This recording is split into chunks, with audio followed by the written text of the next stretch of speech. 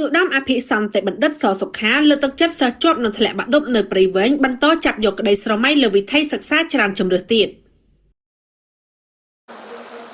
អាយុដំអភិសន្តិបណ្ឌិតសសុខាឧបនាយករដ្ឋមន្ត្រីក្រសួងមហាផ្ទៃនិងជាប្រធានក្រុមការងាររាជរដ្ឋាភិបាលចុះមូលដ្ឋានខេត្តព្រៃវែងបានលើកទឹកចិត្តដល់សិស្សានុសិស្សទាំងអស់មិនថាសិស្សដែលជាប់នីតិ A និងមិនជាប់នីតិ A និងសិស្សដែលប្រឡងធ្លាក់ផងនោះត្រូវបន្តការសិក្សាថ្នាក់ឧត្តមសិក្សាឬជ្រើសរើសជំនាញណាមួយឲ្យច្បាស់លាស់ដែលត្រូវនឹងទេពកោសល្យនិងឧបនិស្ស័យរបស់ខ្លួនអាយុដំអភិសន្តិបណ្ឌិតបានជំរុញណែនាំយ៉ាងដូចនេះក្នុងឱកាសអញ្ជើញជាអធិបតីក្នុងពិធីសម្ដែងសម្ដាលជាមួយលោកគ្រូអ្នកគ្រូបង្រៀនវគ្គបំពេញនិងសិស្សានុសិស្សប្រឡងជាប់សញ្ញាបត្រមធ្យមសិក្សាទុតិយភូមិដែលទទួលបាននីតិ A ចំនួន154នាក់ឆ្នាំសិក្សា2024-2025ក្នុងខេត្តព្រៃវែងនៅសាលប្រជុំសាលាខេត្តព្រៃវែងនាព្រឹកថ្ងៃទី13ខែតុលាឆ្នាំ2025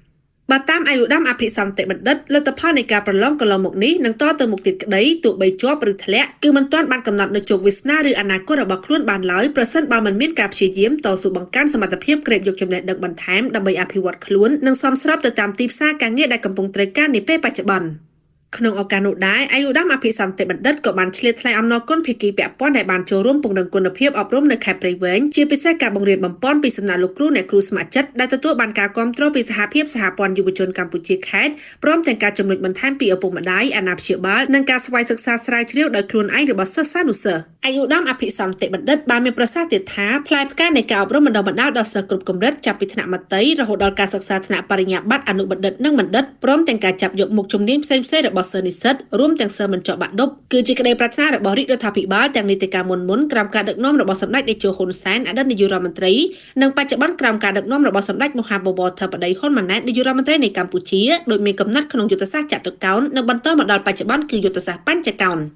អាយុដំបន្តមានប្រសាសន៍ទៀតថាក្រោមការចូលរួមរបស់ថ្នាក់ដឹកនាំរបស់រាជរដ្ឋាភិបាលចុះជួយខេត្តព្រៃវែងអាជ្ញាធរពាក់ព័ន្ធមន្ត្រីអប់រំយុវជននិងកីឡាបុគ្គលិកអប់រំគណៈគ្រប់គ្រងលោកគ្រូអ្នកគ្រូបាននឹងកំពុងខិតខំបំពេញការងារប្រកបដោយស្មារតីដោយយកចិត្តទុកដាក់និងការទទួលខុសត្រូវខ្ពស់ក្នុងការផ្តល់សេវាអប់រំនិងការបណ្តុះបណ្តាលជំនាញវិជ្ជាជីវៈគ្រប់ប្រភេទដើម្បីឆ្លើយតបទៅនឹងតម្រូវការទីផ្សារការងារនៅកម្ពុជាសូមបញ្ជាក់ថាសិស្សជ័យលាភីប្រឡងជាប់សញ្ញាបត្រមធ្យមសិក្សាទុតិយភូមិនាសម័យប្រឡងថ្ងៃទី28ខែសីហាឆ្នាំ2025កន្លងទៅនេះនៅទូទាំងខេត្តព្រៃវែងមានចំនួនសរុប7899នាក់ស្មើនឹង86.61%ក្នុងនោះសិស្សទទួលបាននីតិ A ចំនួន154នាក់សិស្សទទួលបាននីតិ B ចំនួន576នាក់សិស្សនីតិ C ចំនួន1868នាក់សិស្សនីតិ D ចំនួន2912នាក់និងសិស្សនីតិ E មានចំនួន2333នាក់អាយុដំអភិសន្តិបណ្ឌិតសសុខាបានផ្ដល់នូវការឧបត្ថម្ភលើកទឹកចិត្តដល់សិស្សានុសិស្សចំនីតិ A ចំនួន154នាក់ក្នុងម្នាក់ទទួលបានម៉ូតូចំនួន1គ្រឿងថវិកាមួយចំនួនព្រមទាំងផ្ដល់ជូនថវិកាជូននាយកសាលានិងលោកគ្រូអ្នកគ្រូបង្រៀនស្ម័គ្រចិត្តថ្នាក់ទី12គ្រូបំពេញទាំង231នាក់ផងដែរ